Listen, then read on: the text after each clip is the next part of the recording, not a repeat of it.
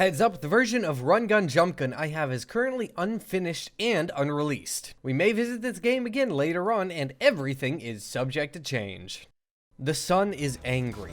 Warlords have taken to tearing apart your planet and the area surrounding it in search of scientific marvels known as atomics. These warlords and their violent, self-centered acts have thrown the sun into an unstoppable rage, and just as someone is trying to appease it, the sun engulfs one of the planets in your star system. The last message sent from that planet was simple and concise.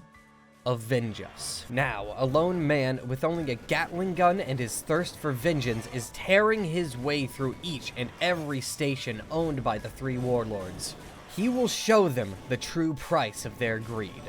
RunGunJumpGun is an intense runner game from 33 Games, a studio based in good ol' Edmonton. Originally, the three-man team was going to be creating a much smaller game as a way to say farewell to their colleagues at their previous place of employment. As the team worked on the project, they realized that it had potential to be something much bigger than their initial vision. When the team originally set out to create their little project, they wanted to go for visuals that could best be described as NES games. And I don't just mean pixelated graphics with only a few colors, I mean colors and art done similar to Metroid and other titles that left a large mark on history. They ended up with visuals that, simply put, lacked any real personality. The developers felt that the style was bland and uninteresting, so they went back to the drawing board. I have to agree with the artist about the new visuals. They are filled with character and stand out on their own very well while maintaining a lo-fi feel. With no rotated pixels and only up to 64 colors on screen at any given moment, they now had a starting point. The team added in a splash of Heavy Metal Magazine and Hotline Miami to wind up with what we have now, and the visual style easily stands on its own. Like many games I enjoy, RunGunJumpGun delivers its story and lore in a very passive way. Between stages, various characters will pop up and deliver little more than a single line of text. A lot of this dialogue seems irrelevant, but as you progress, you'll be able to puzzle together bits and pieces of the game's story and history. For RunGunJumpGun, this delivery works and allows the player to stay focused on the game and in the groove as opposed to pulling them out for a bunch of exposition. I will say that I wish there were more ways to get story. From the comic available on the game's website and some bits of the dialogue, there actually seems to be quite a bit to the world that we're playing in, and I'd love to know more. As you'd expect from a runner game, the gameplay is very fast-paced and requires precision and, more often than not, multiple attempts at a stage. While you'll die a lot when playing, respawning is nearly instant, so it's not jarring and doesn't rip you out of any flow you may have going. The difficulty curve is almost perfect in RunGun. There are a few stages that feel insanely difficult and should probably be later on in the game, but RunGun tries you with 2 or 3 challenging levels before letting you play through a couple easier levels. This is a method of difficulty management that really builds on player psychology, and to me it shows careful consideration of level order, with the exception of those couple of stages that I kind of mentioned. Planning things out like this not only keeps the player from feeling like they've hit brick wall after brick wall, but also serves to make the player feel as if they're actually improving, and they most definitely are. The music in RunGunJumpGun is really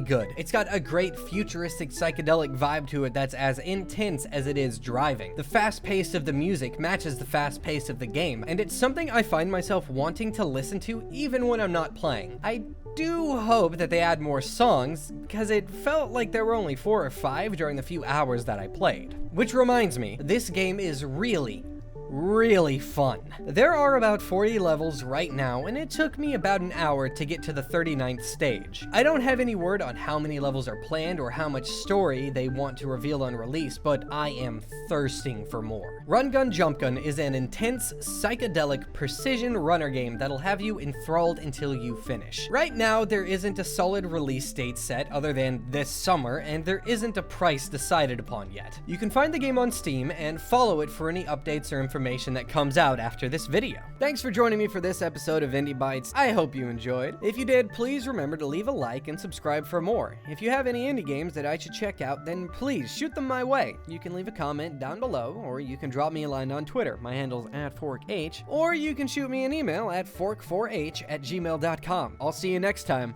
Bye!